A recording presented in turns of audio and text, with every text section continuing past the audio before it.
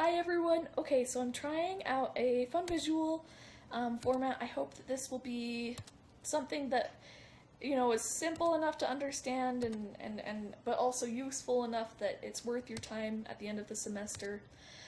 I wanted to talk about writing middle grade. I started with this in mind, but with like different approaches, and eventually I came to like the idea of just studying what's coming out, what is winning awards, why, what are kids actually reading right now, why are they reading, are kids actually reading less, and just things like that. And basically middle grade has been my favorite ever since I was a middle grade reader. Especially when I was having a hard time in my childhood. This was just one of the biggest things that had such an impact on me, and I want to be able to understand that, and even more so, I wish that I could do that for some kids somewhere someday. And so, without further ado, let's go ahead and get into Mr. Rabbit's journey down my crazy rabbit hole. Plop. Alright, so here we go. We've started our novel journey, and if you're anything like me, it's super exciting, and it's like, oh, I've got all these ideas, and then all of a sudden all of those ideas just like get like super twisty, and you have like no idea what's going on, and you're like, why do I even try to write books? Anyway, it's pretty dramatic. Yeah, goes from how to ow, because that's just how life is when you write. Anyway, but here are some 4 things that I found that agents are looking for. I've spent several hours looking through agents specifically for middle grade and things that they want to see. I tried to generalize it enough that if you aren't doing middle grade, you can still use the same tips. So conflict, you all know about conflict already, and I'm sure you already know about all of these. Something that I thought was interesting with middle grade specifically is that while we see a lot of internal conflict with YA and adult, you still see it in middle grade. However, it's almost equally yoked or paired with one of the other ones, like nature, time, someone trying to eat you. Anyway, you know what I mean though? Like, it's not just someone struggling, it's not just a kid struggling with themselves usually. It's almost always them struggling with something else, and along the way they also solve something about themselves. Anyway, so, yeah, anyway, it's really important to know what your conflict is, and in order to do that, it's also important to know what your driving question is.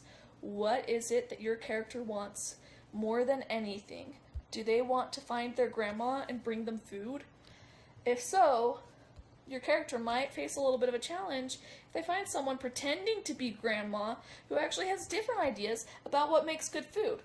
So, that's where the conflict comes in.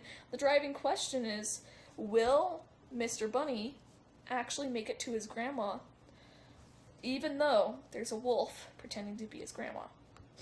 So, when I went to LTUE, one of my favorite things that I learned was this idea of like how to set like the driving question. And I mean, I've heard about it before, but this was just super helpful. Will blank achieve blank even though blank? And the speaker, he focused mainly on personal flaws.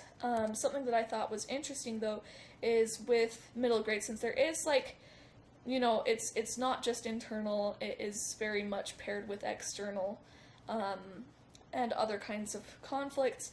I wanted to pair that with circumstance, because a good middle grade novel should have a cool plot and cool character development. What? Crazy, right?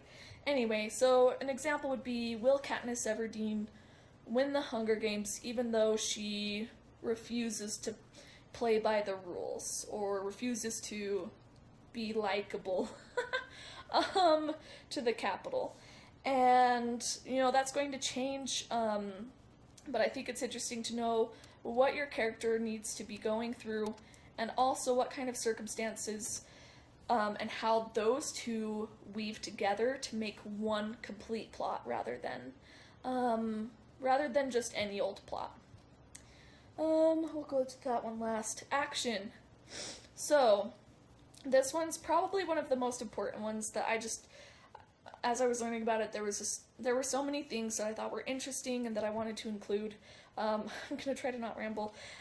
So there's low impact action and high impact action. Oh, sorry. Okay, and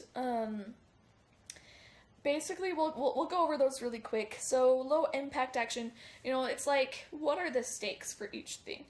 Like in Harry Potter, Dudley punching Harry, what are the lasting effects? I mean, there are some in the sense that, like, Harry's like, wow, the Weasleys are so nice, and I mean, he doesn't think that he's, like, anything important, but at the end of the day, he gets over that. High impact action would be something more like, would maybe be more like his own friends going against him. Like when, in the fourth book, when Ron, spoilers, gets upset at Harry and they have their big fight, that has a bigger impact on Harry in the moment than anything else. Or when Cedric dies, we see that impacting Harry in his sleep. It really affects him. And so you should have a mix of low impact action throughout, where it's like, oh no, your character got tripped or whatever, and high impact, where it's like really affecting them. And this changes depending on your main character. So for example, if you've read Monster Calls, this is a good example because it's very different from what you would expect. The low action impact is the low impact action would be something like his bully punching him. And since Connor, his mom is going through cancer, and he feels like he's not anyone anymore except for the son of someone going through cancer. He's really overshadowed by that. And so what ends up being high impact for him is not his bully punching him, but his bully saying, I don't see you anymore, and stopping to bully him. And that is when Connor breaks. And the tension there arises because we see, like, that his needs aren't getting met, and that he doesn't actually care about the physical abuse. He's caring more about the mental stuff. And so this is a really important thing to know. You have to know what your character's needs are and their wants, and even if they don't know what those are, your reader should be able to start picking up on those.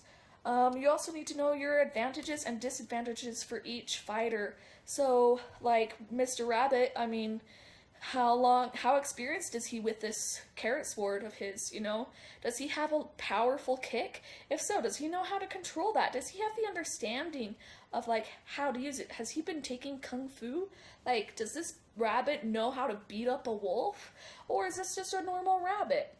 Mr. Wolf, is he a normal wolf? Or does he know how powerful his teeth are? Is he bigger than the rabbit? They're both clearly fighting to the death. Wolf is hungry. Rabbit doesn't want to become food. And so it's important to know, for your readers, to know exactly what they have in their pockets, how much experience, just all of those things up front. Another thing that they need to know is the blocking. So we want to know where Wolf is and where Rabbit is. If there's someone here, we need to know that. If the carrot isn't actually in the hand and it's clear over here on the floor, we need to know that. We want to know where everything is. Your reader at all times should be able to describe the setting and relay where things are and visually see it. And last, sorry, we are running out of time. Agents are looking for a unique voice, whether that's from a different culture or from a different experience or background. They want voice. And something that I was looking into was how to develop voice. Turns out talking to yourself helps develop your voice. And So, I challenge each of you to talk to yourselves if you're in the shower or walking home or, I don't know, just somewhere where you've got, like, space to talk. Talk to yourself. Like, I know it sounds crazy or weird, but honestly, I've started doing it and it's super helpful. And you can start talking in the voice of your characters and try to really hear the sound of what their tone and voice would be if you actually talk out loud.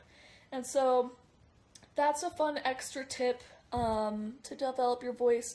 I hope this has been helpful. If you have any questions, please let me know. I will be linking my resources on the actual thingy. Anyway, thanks everybody for an awesome semester, and yeah, see you later.